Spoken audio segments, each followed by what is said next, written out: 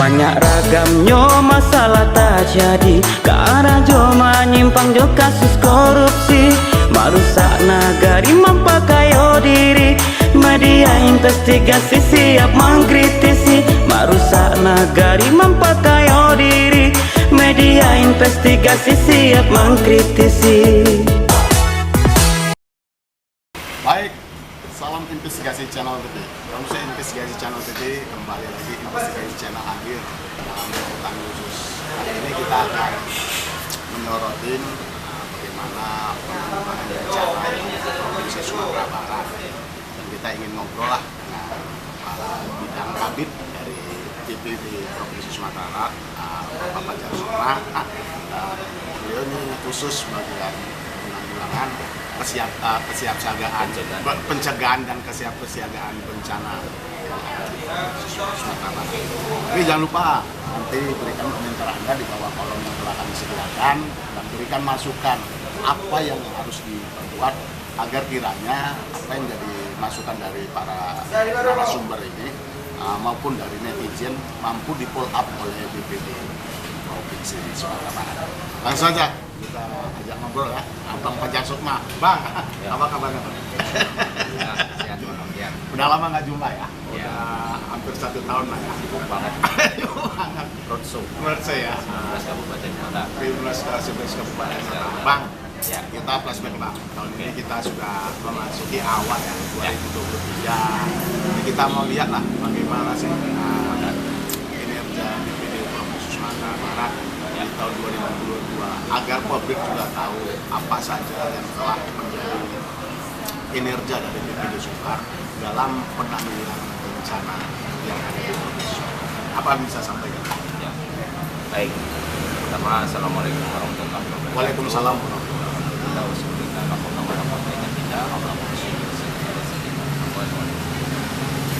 Jadi Bung Herman, bahwasanya selama kurun waktu 2022 BPBD sudah banyak berbuat dalam hal pencegahan dan kesiapsiagaan. Jadi yang bidang mereka itu, bidang saya itu ada 4 kegiatannya, yaitu pencegahan, kemudian yang kedua mitigasi. Nanti mitigasi ini dibagi lagi nih, mitigasi struktural dan mitigasi non struktural. Kemudian ada lagi satu lagi, peringatan dini. Nah, peringatan dini ini menyangkut dengan DPS, warning warning system ya, itu dengan sirine. Kemudian ada alat deteksi banjir, tanah longsor, sampai gunung api.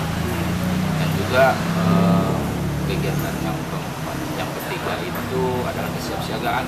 Kesiapsiagaan itu kita harus drill, latihan, kemudian kita uji handphone, rencana kontingensi, semacam itu. Nah, sama yang keempat kita melakukan kegiatan pencegahan. Jadi mitigasi, kesiapsiagaan, peringatan dini dan pencegahan. Nah, itu dalam lengkung 2022 kemarin kita kolaborasi semua, kita lakukan itu sesuai dengan kapasitas dan kemampuan penganggaran di bidang di badan penanggulangan. Nah, kita sudah melakukan tentang sosialisasi edukasi kepada masyarakat atau KIP ya, komunikasi, informasi dan edukasi kepada masyarakat. Itu kepada kegiatan ditekankan kepada masyarakat ada 4 kegiatan pada waktu itu selama waktu April sampai dengan Juli. Menekankan bagaimana masyarakat itu aware dia, peduli dia, tangguh dia, siap dia, siaga dia apabila ada respon. Yang mengatakan peringatan dini itu mengatakan bahwasanya ada gempa, atau ada berpotensi tsunami, atau ada longsor, atau ada banjir. Nah, konteksnya mereka bisa mendeteksi areal tempat mereka berkomunitas atau berdomisili, jadi tahu apa-apa saja bencana yang mengancam di sekitar mereka berdomisili. Mungkin bisa jadi banjir, bisa jadi tanah longsor, tidak hanya gempa bumi tsunami ya, bisa juga dengan angin puting beliung. Nah, angin puting beliung itu nanti dibagi lagi meteorologi itu bencananya. Dia ada 13 bencana, salah satunya adalah hidrometeorologi ini. Nah, hidrometeorologi ini ada yang basah, ada yang kering. Yang basah seperti hujan, badai, angin, kemudian banjir sampai kepada curah hujan lah dari Intensitas tinggi ya. Nah, intensitas tinggi yang bisa menyebabkan bencana. Sementara yang hidrometeorologi kering itu kemarau, hutan, kekeringan, seperti itu. Nah, setelah masyarakat diberikan pemahaman tentang apa saja di mereka itu berpotensi terhadap bencana, melakukan kajian dan meningkatkan kewaspadaannya, serta melakukan kesiapsiagaan. Nah, dengan adanya latihan-latihan itu sudah kita lakukan dengan masyarakat. Nah, waktu itu ada di kegiatan Kota Padang, kita support masyarakat, ada yang di daerah zona merah ya, Pasar Raya, kita ambil sampel daripada kelompoknya, jadi disertakan dalam KSB juga, KSB kelompok sadar bencana itu ada beberapa yang kita ikutkan juga. Kita mendengarkan kembali dan mereka bisa juga nanti mentransfer apa yang mereka terima itu kepada masyarakat, terutama di tempat dia tinggal. Nah, seperti itu keinginan kita, sehingga tercapailah kewaspadaan masyarakat. Ketika terjadi alarm mengatakan bahwasanya terjadi gempa, kemudian ada serine, kemudian apa yang harus dia lakukan, kemana dia evakuasi, masyarakat kita itu sudah paham. Nah, kita mau evakuasi. Tidak panik gitu. Tidak panik. Tidak panik itu memang harus berkorelasi lurus dengan keimanan gitu. Jadi kita harus memiliki keimanan yang ya cukup tebal, cukup kuat. Bahasanya Allah wala quwata illa billah, semua dari Allah kembali pada Allah. Bencana itu bisa saja mungkin akan tidak terjadi ketika barangkali tingkat keimanan suatu kaum, suatu kota, suatu daerah itu betul-betul tinggi dan betul-betul keimanan kepada Allah itu menjauhkan segala bentuk maksiat, perbuatan dosa, Melarang agama. melarang agama. Nah, itu bisa Allah tidak menurunkan atau bencana atau hujan yang sangat besar. Nah, itu. Kemudian kegiatan berikutnya adalah SPAB, Satuan Pendidikan Aman Bencana. Nah, di SPAB itu sesuai dengan amanat Perka nomor 4 tahun 2012 itu ada beberapa kategori di SPAB itu. Mereka harus memiliki dokumen kajian risiko bencana. Kemudian mereka juga melihat infrastruktur gedungnya. Kemudian mereka melakukan pelatihan rutin sekolah itu. Nah, apabila 3 ini komponen sudah masuk kepada instansi sekolah tersebut untuk menanggulangi bencana yang akan mengancam sekolah itu sudah bagus SPAB sekolah itu. Nah, ini bisa menjadikan contoh bagi sekolah-sekolah lain untuk juga melakukan hal yang sama. Nah, perlunya kepala sekolah, komite, kemudian warga sekolah lain, penjaga sekolah, dan juga murid-murid terlibat dalam melakukan edukasi dan juga antisipasi terhadap bencana yang mengancam. Contoh, ada sekolah mungkin di bawah daerah rawan longsor. Nah, apa antisipasinya, apa mitigasinya gitu? Tentu mereka bikin tebing yang bisa menahan longsor, atau mereka menjauhkan bangunan dari tempat longsor itu, atau mereka mencari aliran airnya itu tidak langsung masuk kepada daerah pegunungan atau tanah yang di belakangnya akan longsor itu, carikan aliran airnya. Dengan penyebab longsor itu salah satunya kan karena air yang meresap ke dalam tanah. Akibat kemarau, tanah rekah, datang hujan tinggi, masuk air ke dalam rekan-rekan tanah itu, naik. Ada juga mungkin potensi likuifaksi, tanahnya kayak pasir, ya, benar. Luar, di dalamnya dia lunak, kosong. Nah, itu Waktu tragedi Palu kan gitu mas, tragedi Palu. Nah, juga banjir seperti itu. Nah, kalau ada misalnya udah langganan banjir ya, per periodiknya ada hujan intensitas tinggi di bulan-bulan pertengahan tahun sampai akhir itu. Nah, apa antisipasi dari sekolah? Mungkin dokumen-dokumen ditinggikan tempatnya. Nah, kalau perlu mengevakuasi, palingan evakuasi ya tentu sekolah diliburkan ya, karena mungkin kita sekolah dalam keadaan banjir seperti itu, proses belajar mengajar pasti akan terganggu. Tapi sebelum terjadi proses belajar mengajar, antisipasinya mungkin diamalkan, anak-anak jangan dibebankan ke lingkungan yang rawan banjir. Apalagi ke sungai, arus deras dan sebagainya, itu juga harus jadi pertimbangan. Biasanya sekolah banjir, daerah sekitarnya juga kena kan. Nah, itu tidak kemungkinan akan aktivitas terganggu.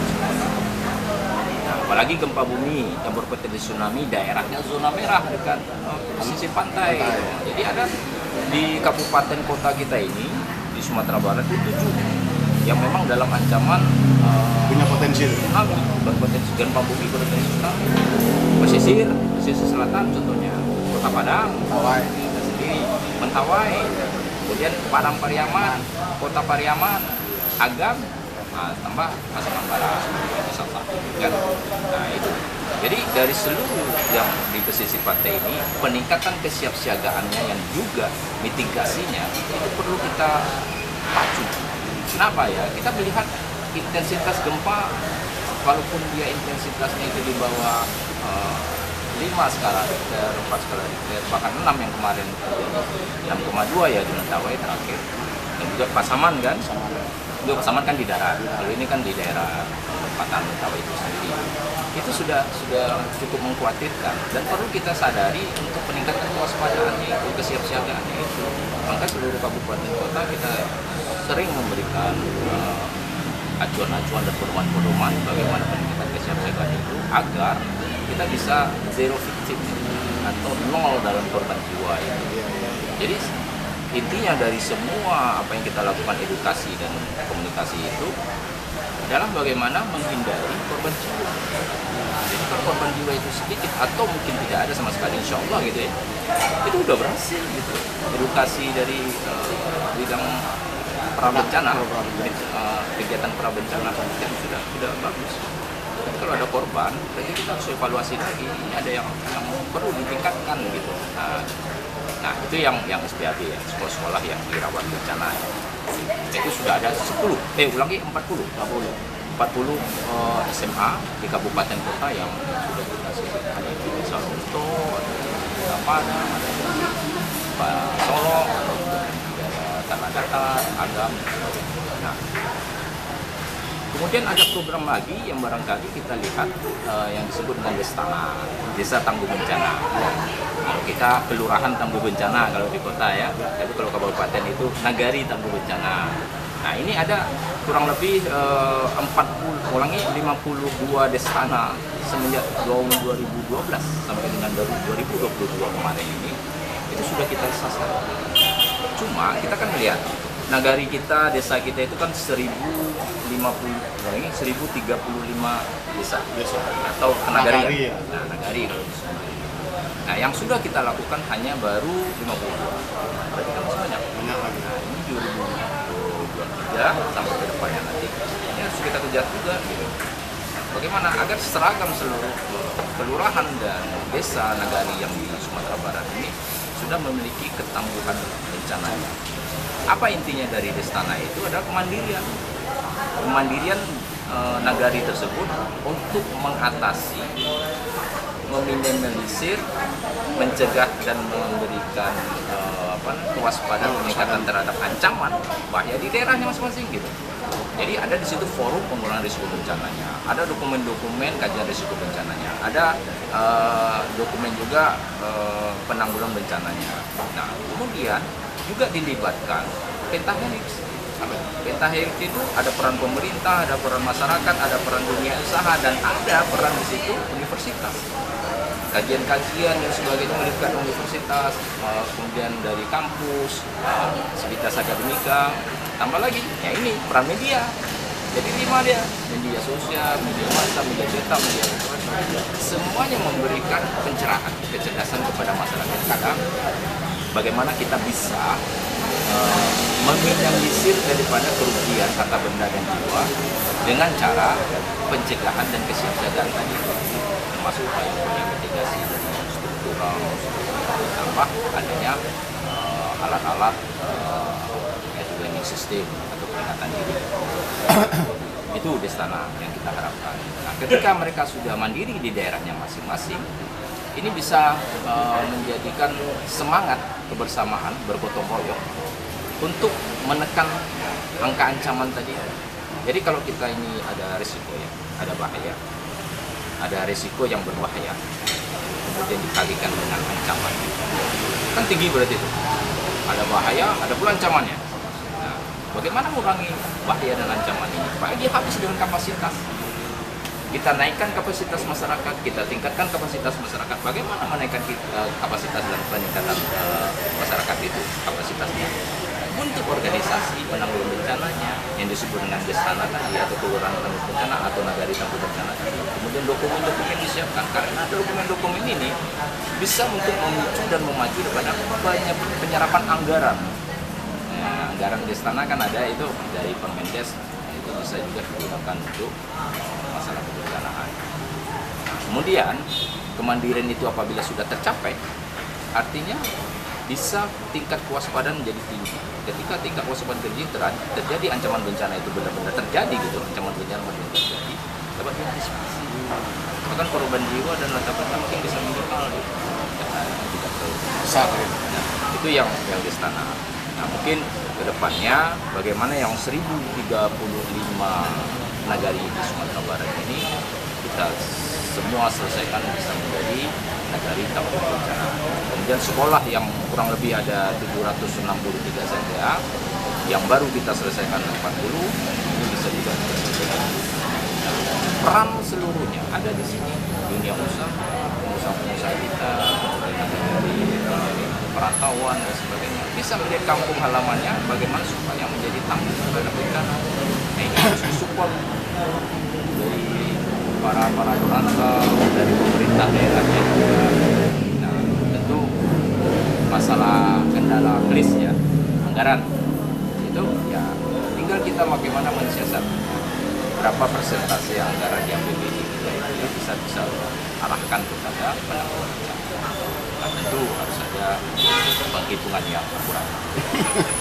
Oke Mas, itu kan kita bicara. Artinya begitu yang disampaikan oleh Pak Fajar. Artinya dari seluruh rangkaian perjalanan BPBD Sumbar di tahun 2022, apa saja sih beberapa item yang sudah mampu diselesaikan? Artinya kita akan memasuki lagi di tahun 2023. Apa saja program yang akan dicanangkan oleh BPBD Sumbar?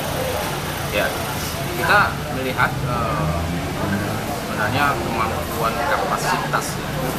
Kita harus meningkatkan kapasitas itu. Sebenarnya kapasitas itu tidak hanya masyarakat yang kita tingkatkan, pemerintah juga gitu. Meningkatkan kapasitas pemerintah itu adanya kompetensi terhadap jabatan yang ada di penanggulangan bencana. Itu penting. Kalau dia memiliki kompetensi di penanggulangan bencana, berarti bisa menjadikan penanggulangan bencana bertanggung jawab, lebih greget. Kemudian ada penganggaran yang proporsional terhadap kegiatan penanggulangan bencana. Sejauh ini ya tentu kita masih terbatas, masih perlu ditingkatkan. Kenapa ya? Soal mitigasi aja lah, kita bicara tentang mitigasi struktural ya. Nah, kami juga melihat kabupaten kota itu juga memiliki keterbatasan sama dengan kami. Contohnya kita harus mempersiapkan jalur evakuasi. Ya, benar, pasti. Jalur evakuasi itu di kabupaten kota apabila ada ancaman tsunami, kalau tidak ada, ini akan jadi kendala nantinya gitu. Kan nggak mungkin evakuasinya memuter gitu. Muter itu waktu, golden time kita itu antara 25 sampai 30 menit loh, atau 20 sampai 30 menit. Pasca terjadi guncangan pertama, gitu gempa kan? Nah, hitung aja waktunya, cuma 25 sampai 30 menit. Nah, kita tinggal hitung. Kalau langkah rata-rata kecepatan standar infanteri dan kepolisian itu dalam waktu 30 menit itu atau dalam jarak 6 km itu bisa tercapai waktu 30 menit. Angka infanteri ya, jalan cross country atau jalan cepat lah, jalan cepat. Apabila kita dalam waktu ulangi 1 jam, mohon maaf, saya ulangi 6 kilo itu dalam 1 jam. Nah, kalau kita butuh 30 menit, berarti 6 kilo kan bagi 2. Bisa jadi 3 kilo. Nah, 3 kilo itu dari permodelan BMKG, ketika kita evakuasi dari bibir pantai menuju 3 kilo ke arah timur, menjauhi bibir pantai itu sudah 30 menit. 30 menit ya? Dengan jalan santai. Jalan santai. Apalagi panik jalannya, apalagi lari. Cuma jangan menggunakan kendaraan bermotor. atau menggunakan mobil malah, ini akan menjadi macet di persimpangan dan kemudian, nah bisa dibayangkan mungkin Mas Herman, ketika terjadi krodit di simpang itu, golden time kita udah habis, tsunami datang kan? Apa yang terjadi? Ya itu perlu perhitungan yang cermat. Bagaimana kita mengevakuasi itu dengan waktu 30 menit, kita sudah di 3 km zona kuning menuju Jauh. Itu. Nah kalau nggak siap dengan itu, kita bawa barang-barang, taruh mobil, keluarga, ayo cepat ngurus itu semua. Nah jalan kita, ini 15 menit kita masih di perempatan gitu. Dan dari arah sana ada mobil, dari arah sana. Nah ingat, ketika terjadi bencana seperti itu, panik loh. Iyalah. Ketika masyarakat panik berarti akal sehatnya agak kurang. Kemudian tidak bisa mengendalikan diri. Nah, bisa bawa kendaraan dengan kecepatan tinggi, bukan malah mempercepat jarak tempuh, tapi juga terjadi kecelakaan. Nah ini yang saya sebutkan tadi, perlunya mitigasi struktural, jalur evakuasi, kemudian serine yang kita ada 37 titik serine, mulai dari pesisir sampai ke Pasaman Barat itu panjang pantai Padang. Nah kita masih kita harus menambah lagi. Nah kalau kita bisa menambah itu, taruhlah mungkin per tahunnya mungkin 20 serine, 20 lagi. Bisa kita mungkin bisa membagi serine itu kurang lebih ada 300-an. Itu sementara udah minim itu, kita harus menambah lagi elemen sistem serine. Kemudian kita juga harus mempersiapkan di proses mitigasi dan kesiapsiagaan itu adalah tes tempat evakuasi sementara. Ini kan kita di beberapa lantai nih dari pantai lah, dari aspal. Nah, kalau dilihat jarak kita mungkin ada tinggi kita ini berapa ini? Sekitar 5 meteran lah. 6 meter ya, 6 meter. 6 meter ya. Karena tsunami itu dari permodelan Mentawai itu sudah 15 meter sampai ke bibir pantai Padang ini, pesisir Sumatera Barat, Pariaman, Agam dan juga di Pasaman Barat dan pesisir itu 10 meter. Nah, makanya ada gedung-gedung dari 2009 dulu sudah diberikan edukasi membangun gedung itu sesuai dengan KTP, kekuatannya itu bisa stabil lah gitu. Cuma belum ada orang berani mengatakannya gedung itu bisa tahan sekian skala Richter, belum ada yang sertifikasikan itu. Nah ini tugas kami juga dari BPBD mengajak para ahli bangunan gedung itu melihat berapa sih kekuatan gedung itu dengan getaran sekian skala Richter, baru bisa dikatakan gedung itu aman bagi masyarakat yang dievakuasi. Nah, dari semua itu di Kota Padang dan daerah lain ada 48 shelter gedung, bukan shelter saja. Shelter kan berbeda dengan tes ya. Ini agak berbeda. Tes itu tempat evakuasi sementara, artinya daerahnya menuju ke kuning menuju jauh. Tes kalau shelter itu tempat berlindung sekaligus gitu, tempat evakuasi sekaligus berlindung. Jadi di situ ada dalam airnya juga lengkap, listriknya sudah ada. Bisa gedung, bisa juga lokasi lapangan seperti itu. Nah, jadi konsepnya harus benar dulu antara tes dengan shelter itu harus jelas.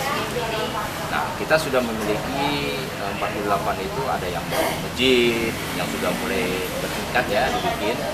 Kemudian ada juga sekolah-sekolah di daerah zona merah, juga sudah ada kantor, perkantoran pemerintah maupun swasta itu juga sudah ada, dan ada lagi mungkin di hotelan dan juga pasaraya dan juga universitas dan sebagainya. Nah itu sudah diusahakan adanya shelter agar bisa mengevakuasi masyarakat. Nah, kapasitasnya bermacam-macam, ada yang 200 orang, ada 150 orang, ada yang sampai ribuan, 5.000 orang. Seperti shelter yang dibuat oleh BNPB di Pasir Putih ini dan di daerah Nah, itu penting. Kan terpikir berapa anggarannya? Banyak kan? Ini yang perlu adanya proporsional tadi. bukan berarti misalnya dicenderungkan kepada bangun bencana, sementara tentang anggaran yang cenderung kepada kesejahteraan rakyat, ekonomi UMKM dan sebagainya diabaikan juga. Kasihan juga kan masyarakat. Sekarang pasca COVID ini banyak yang terhempas ekonomi, ya. Jadi harus ada keseimbangan yang makanya perlu hati-hati. Nah, di 2023 selain saya sebutkan tadi itu, dan juga pengembangan kapasitas dari masyarakat, kita juga membutuhkan jaringan komunikasi. Kelemahan kita yang di Singgalang, kita memiliki rapid test. Ketika ada angin kencang, hidrometeorologi pasang, itu ada pohon yang menimpa kabel-kabel. Ketika menimpa kabel, itu sarana komunikasi. Otomatis Sumatera Barat juga komunikasi radionya. Perlu kita membuat solusi backup komunikasi dengan membuat 5 titik rapid test di Sumatera Barat. Mungkin ada yang di 50 kota, ada yang di Tanah Datar, ada yang di Solo, ada yang di Kota Padang, ada yang di pesisir, ada juga yang di Pariaman dan juga di Pasaman. Jadi itu kita pasang rapid test itu. Ketika kabel yang di Singgalang ini bisa difungsikan. Nah, ketika terjadi bencana, ini bisa meningkat. Ini perlu kajian lagi, perlu perhitungan lagi, dan perlu keseriusan lagi. Kita membuat jaringan komunikasi ini. Karena komunikasi ini ibarat nadi kita ini loh, Mas Emma. Ketika terputus nadi, rusak sebenarnya, rusak. Fungsi tangan secara fisik sudah berubah. Perlunya jangan sampai rusak, harus diperbaiki. Nah, itu tidak hanya mengadakan rapid dan alat komunikasi itu, juga perawatan karena kena panas, kena hujan, badai itu kan bisa laku. Jadi harus ada prediksinya berapa bulan sekali, mungkin harus dicek. Kalau masih bagus oke, kalau udah rusak itu. Nah, kemudian kita juga mendukung program dari BMKG. Jadi BMKG ini juga bekerja sama UNESCO. Bagaimana Tsunami Ready Community yang tanggal 30 September kemarin sudah dikukuhkan oleh BMKG pusat, dan tanggal 26 kemarin, 26 Desember itu juga sudah dikukuhkan oleh UNESCO. Nah, Tsunami Ready ini apa? Kayak apa bentuknya? Seperti apa gitu kan? Nah, Tsunami Ready ini tidak lain tidak bukan bagaimana kembali membangkitkan tingkat kesiapsiagaan masyarakat di pesisir pantai. Ya, dalam hal ini terancam dengan tsunami. Kan disebut Tsunami Ready Community. Jadi komunitas yang terbentuk dalam suatu daerah, katakanlah mungkin nagari kalau di Sumatera Barat ini, atau kelurahan di Sumatera Barat ini, sudah memiliki ketangguhan dalam mengantisipasi seandainya terjadi tsunami. Nah, apa saja? Ya, tentunya dia harus juga desa dan kelurahan itu atau nagari itu memiliki destananya, desa tangguh bencananya, atau nagari tangguh bencananya, atau kelurahan tangguh bencana. Dan itu ada kurang lebih 20 kategori yang memang harus dilewati oleh destana tersebut dan nagari tersebut.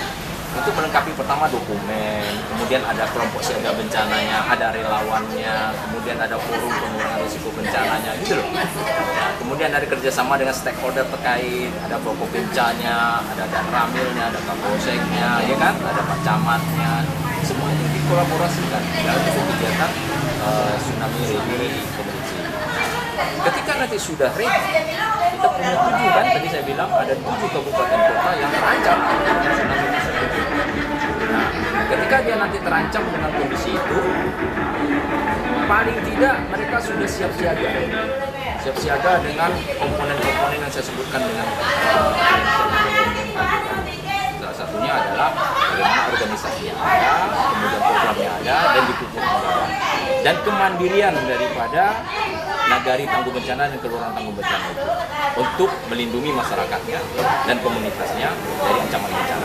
Seperti itu. Nah, apabila nanti sudah 7, kita nanti dikukuhkan lagi dengan BMKG, dikukuhkan lagi oleh UNESCO. Nah, makanya ada pesisir selatan, Kota Padang sudah 2 kelurahannya, Lolong Belanti sama Purus. Dan Pariaman juga ada 1.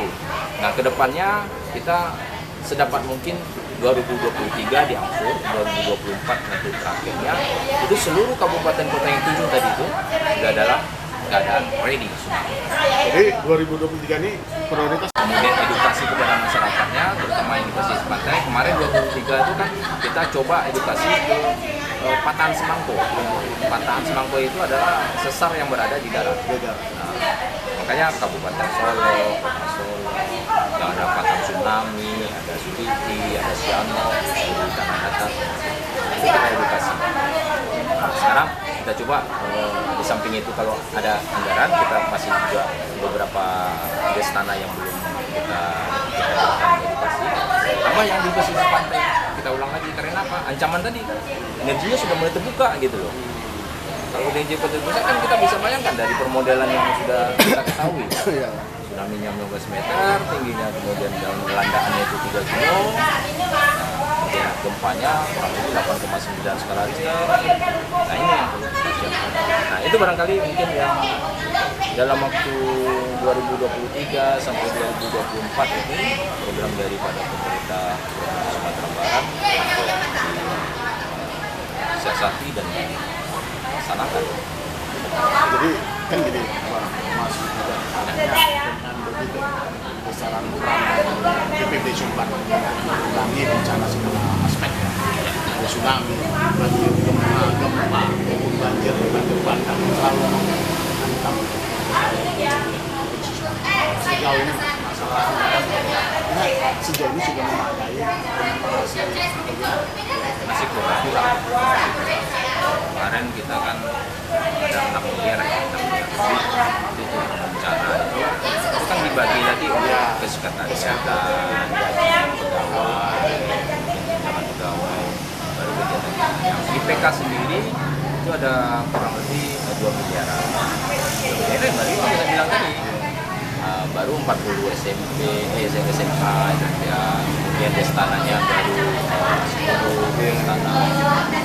2023 itu ada 10 lagi. Sekarang bukan gini Mas, karena kalau nanti ya kita tidak mendoakan, karena kita sudah tahu Sumatera Barat ini rentan dengan bencana ya, bencana alam ya, salah satu ancaman. Belum kita non apa namanya kayak pandemi. Iya, karena kita teringat masih banyak juga orang trauma dengan peristiwa 2009 yang begitu masih mengiris di masyarakat Padang, khususnya Sumatera Barat, khususnya Kota Padang. Artinya kalau itu nanti hal itu terjadi lagi, itu anggarannya lebih dari yang dialami itu Ya, gitu. benar. Iya kan? Jadi dalam fase penanggulangan bencana itu ada 3 ya. Iya. Pra bencana, saat tanggap darurat bencana, dan pasca bencana. Iya. Nah, kalau sekarang kita lebih menekankan kepada pra bencana, wajar gitu. Wajar. Nah, itu yang saya maksud tadi. Mungkin lebih daripada 50%, mungkin mendekati 60 sampai 70, 60 deh, mungkin 60% dari anggaran BPBD itu diserap untuk pra bencana. Iya. Agar ketangguhan tadi tercapai gitu, kewaspadaan itu tercapai, kapasitas masyarakat meningkat. Tidak aja masyarakat, pemerintah juga gitu kan. Jadi stakeholder yang terhimpun dalam pentahelix tadi yang 5 itu berkolaborasi, saling meningkatkan kapasitas kita masing-masing. Semua berperan gitu. Kalau di pundak pemerintah semua, berat gitu. Makanya ada dunia usaha. Ada juga dari swasta yang juga ikut mengembangkan potensi pemberdayaan masyarakat, melalui dana-dana mereka gitu. Nah inilah makanya perlu kita bersama-sama berkolaborasi dan bersinergi melakukan ini gitu. Karena pemerintah memang berat. Iya. Karena kita banyak kebutuhan lain kan. Iya benar. Penuh prioritaskan. Karena kalau pemerintah itu dana kan terbatas juga ya. Terbatas. Lagi dengan APBD Sumatera Barat kan begitu terbatas. Belum BNPB nanti kan juga ada bantu, BNPB ada bantu tapi itu yang tidak sepenuhnya ada beberapa. Besok Destana juga dibantu lagi sama BNPB. Karena begitu, kalau kita melihat peristiwa 2009 itu masih banyak masyarakat Kota Padang masih trauma. Nah ketika terjadi rehabilitasi rekonstruksinya coba bayangkan. Iya. Bangunan yang mulai dari nol dan jokok ambruk lagi berapa miliar? Iya. Lebih triliunan. Jadi kalau sekarang kita berbicara mungkin miliaran dalam pra bencana, saat sebelum bencana kita melakukan edukasi kepada masyarakat dan sosialisasi, wajar. hanya miliaran bagi hitungannya. Sementara nanti kalau sudah terjadi bencana sosialnya dan itu menghancur. Lebur ya, triliunan. Jadi ada kata mencegah itu lebih baik ya. Ya kita masalah takdir alam itu kita itu di luar kemampuan manusia. Tapi andai kata kita mampu mencegah, kenapa kalau kita tidak mencegahnya? Gitu. Ya. Itu salah satu. Nah, ada yang terpenting itu membangun jiwa spiritual masyarakat. Iya, itu penting. Ya, kita kan punya dalil masing-masing. Iya. Kita juga punya pemahaman masing-masing. Bahwasanya bencana itu adalah dari Allah ya. Ada pemicunya. Apa pemicunya? Ya, mungkin di situ jadi kemudaratan dan kemaksiatan gitu. Nah, sekarang kalau kita balik, logika terbalik kita, kenapa kita tidak mempertajam atau memperkokoh ataupun mungkin mempererat atau meningkatkan keimanan kita? Nah, ketika kita juluk, kita juluk penghuni langit, kita ketok pintu-pintu surga itu, kan turun rahmat. Ini ketok juluknya itu maksudnya dengan puasa, sangka dengan silaturahmi diperkokoh gitu kan, hubungan vertikal itu ya, diperbanyak gitu. Tidak hanya sepertiga berdiri semua. Nah, ketika kita sudah 3S ya, ketemu sama kawan, sapa, senyum, salam, kemudian senyum-senyum, itu kan ibadah juga. Nah, tidak ketemu orang merengut, kayak mau marah, ya. mungkin karena beban hidup ya, banyak pikiran biasa jadi. Nah, kita kembali sebenarnya kita bahagiakan dengan iman dan ketakwaan tadi, sehingga mungkin barangkali Allah bisa meredam itu, bisa menahan itu, tidak terjadi yang sudah diprediksi gitu. Bisa jadi beralih ke tempat yang lain. Karena kajian-kajian kan sudah ada. Allah akan turunkan rahmat apabila seluruh masyarakat penduduknya itu bersyukur terhadap nikmat. Jika engkau bersyukur pada nikmat, maka akan tambah lagi. Tapi jika engkau kufur, ingat, itu sangat berbeda. Yang ditunggu itu aja. Kita banyak bersyukur akhirnya aja. Mungkin Sumatera Barat bisa menjadi yang utama kami. Mungkin dari pemerintahnya, masyarakatnya, semua bahu membahu untuk memacu rasa keimanan tadi. Masjid-masjid penuh, subuhnya itu luar biasa kan, musala, masjidnya penuh. Ini subuh kadang 1 saat, 2 saat, tapi mungkin tidak ada orang tua, garin doang sama beberapa jemaah, kasihan. Ketika subuh itu dijuluk kepada penghuni langit, itu rahmat Allah. Karena rezeki awal manusia itu dari subuh. Jangan tidur lagi. Cari rezeki, bertebaran langkah di muka bumi ini. Nah, jika keimanan ini sudah mulai tertanam dan kokoh di bumi Sumatera, ada pesan di sana. Saya betul yakin bencana bisa dihadapi. Allah tidak turunkan. Mana mungkin Allah menzolimi hambanya gitu loh. Kalau hambanya sudah tahajud, sudah memberikan kasih sayang kepada anak-anak yang membutuhkan, fakir miskin menyantuni semua, bukan rahmat, bukan azab, bukan kemarahan kemurkaannya beliau Allah itu bukan. Nah, ini yang maksud saya. Ayo kita sama-sama satu sisi keimanan ini kita berkembang dan tetap waspada, mitigasi, kesiapsiagaan, pencegahan erosi sistem tetap kita laksanakan. Karena kita tidak takabur. Iya. Dengan kondisi keimanan kita, nggak boleh juga takabur, nggak boleh sombong, nggak boleh. Kita harus tetap tawadhu, tetap berdoa. Nah itu, jadi 2 sisi itu, satu sisi secara fisik dan edukasi kepada masyarakat kita lakukan, kesiapsiagaan tetap kita tingkatkan. Satu sisi lagi keimanan dan jadi antara hablum minanas dan hablullah. Oke, Mas Fajar. Karena kita juga dibatasi oleh durasi waktu ya. Nah, Mas, closing statement lah, apa yang bisa disampaikan ke publik agar kiranya BP di Sumatera Barat lebih ke depan, lebih profesional, mampu mengemban tugas satu dan kemuliaan kemanusiaan ini, mampu memberikan satu kenyamanan dan mampu memberikan ketenangan kepada masyarakat. Silakan, Mas Fajar. Pertama, ayo tingkatkan keimanan dan ketakwaan pada Allah SWT. Dengan adanya peningkatan keimanan dan ketakwaan pada Allah SWT, kita dapat diberikan kelapangan dada, ikhlas dan sabar dengan segala takdir yang kata buruk, tapi baik sekali. Sama aja, kita terima dengan ikhlas. Kedua, semua elemen masyarakat, stakeholder terkait, pentahelix, ayo kita membangun kebersamaan dan peningkatan kesiapsiagaan masyarakat terhadap bencana apa saja. Tadi ada 13 bencana ancaman kita, terutama yang paling besar itu adalah gempa bumi dan tsunami. Kita berbahu-membahu mengembangkan, memberikan kesempatan, membangkitkan pada pemberdayaan masyarakat. Jadi masyarakat itu apabila mereka masyarakat daerah itu pemberdayaan terhadap kewaspadaan bencana itu, maka kapasitasnya bisa dibangun dan ini bisa meminimalisir seandainya terjadi bencana kerugian harta dan benda serta jiwa. Gitu. Dan yang terakhir barangkali penganggaran bukan segala-galanya.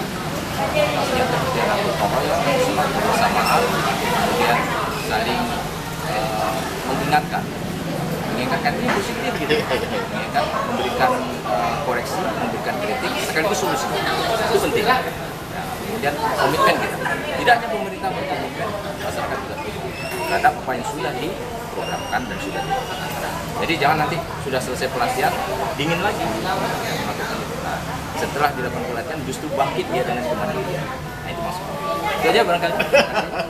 Assalamualaikum warahmatullahi wabarakatuh. Oke, Mas Fajar, terima kasih atas bincang-bincang di investigasi channel. Pemirsa investigasi channel adalah Kabit Beta BPD Provinsi Sumatera, Mas Fajar Sukma, beliau telah memaparkan penanggulangan bencana dan beberapa aspek yang akan dilakukan di tahun 2023. Dan kita berharap agar kiranya BPD Provinsi Sumatera Barat mampu melaksanakan tugas-tugas yang baik dan mampu memberikan kenyamanan dan sigap bencana alam yang ada di Provinsi Sumatera Barat. Baik, dari Kota Padang, dari KPMSW kami melaporkan dan kita berjumpa lagi di lain kesempatan. Assalamualaikum warahmatullahi wabarakatuh dan sampai jumpa di lain kesempatan.